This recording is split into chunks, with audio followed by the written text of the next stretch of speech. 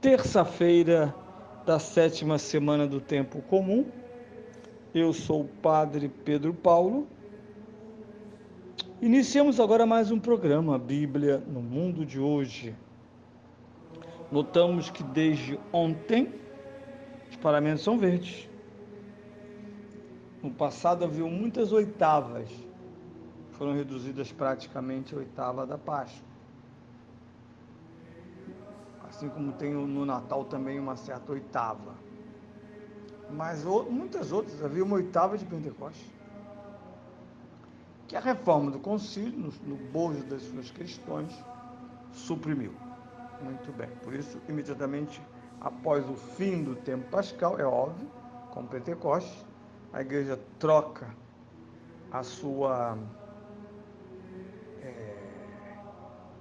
suas cores,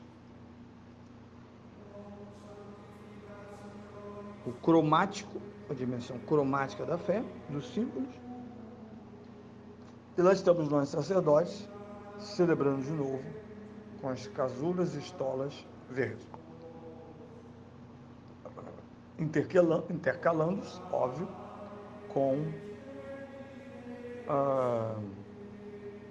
os paramentos brancos, roxos ou vermelhos de cerimônias de mártires, de defuntos e etc. Ou do branco das festas, como teremos a solenidade da Santíssima Trindade. Mas nós estamos aqui nesse programa falando ainda, saboreando as leituras do domingo de Pentecostes, enquanto esperamos a solenidade de Cristo, Rei do Cristo, o domingo da Santíssima Trindade. E ouçamos o famoso texto lucano, muito conhecido, muito notório, para alguns parece ser a única descrição de Pentecostes, que isso é ignorância, não é? Mas nós temos capítulo 2 de Atos, versículos 1 a 11, são os primórdios dos Atos dos Apóstolos. Não precisa sê-lo, porque o protagonismo apostólico da igreja vem exatamente de ter sido ela, nos 12, a receptora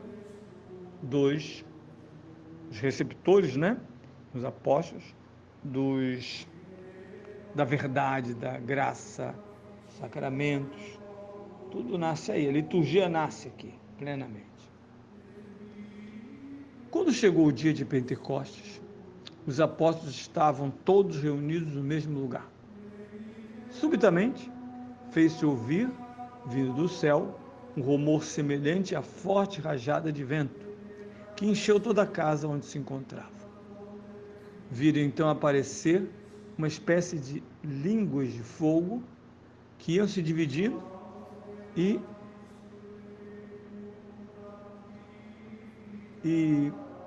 pousou uma sobre cada um deles. Todos ficaram cheios do Espírito Santo e começaram a falar outras línguas, conforme o Espírito Santo concedia que se exprimissem. Residiam em Jerusalém judeus piedosos, procedentes de todas as nações que é debaixo do céu. Ao ouvir aquele ruído, a multidão reuniu-se e ficou muito admirada, pois cada qual os ouvia falar a sua própria língua. Atônitos e maravilhados, eles diziam: não são todos os galileus que estão a falar? Então, como é que os ouve cada um de nós falar na sua própria língua? Partos, medos, elamitas, habitantes da Mesopotâmia, da Judéia, da Capadócia,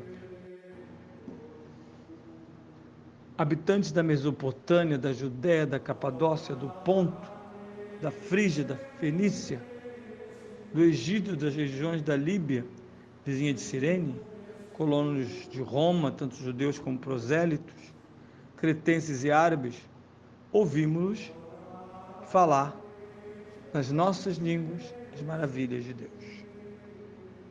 Bem, esse texto que temos como iconografia da vinda do Espírito Santo na narrativa da tradição de São Lucas.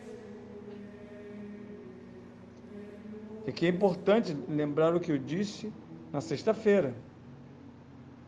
São Lucas está enfatizando, para eles é óbvio que foi dito no capítulo 1, Jesus disse: fique em Jerusalém, se possível no cenáculo, em oração, preparação, dada todas as instruções, e eu volto ao Pai, a sua ascensão, e de lá eu e o Pai enviaremos, eu enviarei do Pai o Espírito Paráclito, o Espírito Santo, aliás, que será, que é a promessa do Pai, o Espírito que vem do alto.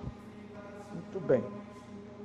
No capítulo 2, Jesus não aparece, o que aparece de repente são os sinais da presença do Espírito Santo, inicialmente identificada com o sopro forte e depois as línguas de fogo, que formam 12 línguas sobre cada um dos apóstolos. Estou sempre pautado no texto. Então fica claro aqui, não tanto o que já está claro ou subjacente, que é o Cristo que enviou o Espírito, mas como em São João, a quem Cristo enviou o Espírito Santo? Em São João, aos 10 discípulos, já que no dia de Pentecostes,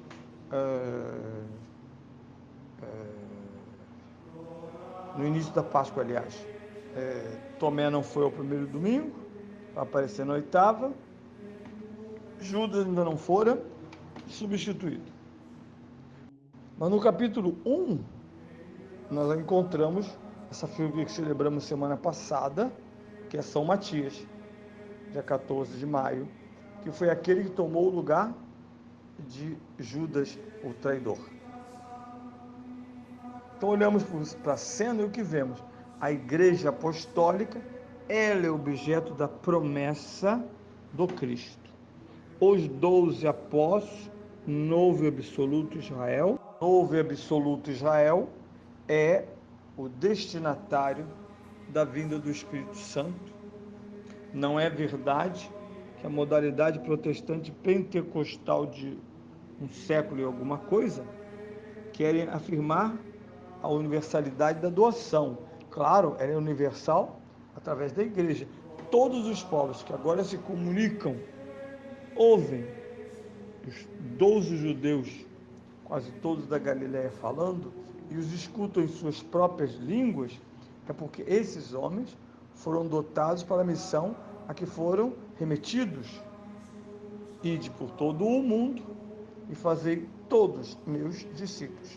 Isso é possível pelo dom do Espírito Santo, que se faz efusivo na ação sobre os apóstolos.